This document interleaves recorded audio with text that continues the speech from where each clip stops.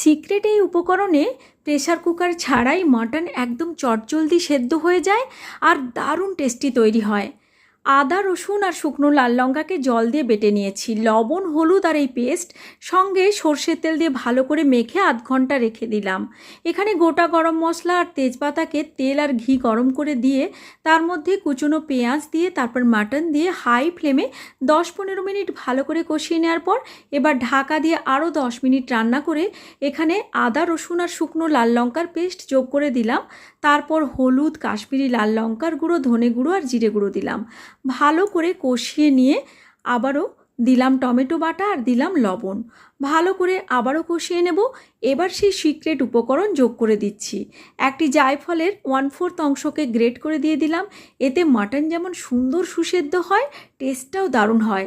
Serve করার আগে ধনেপাতা, কাঁচা লঙ্কার গরম মশলা দিয়েছি।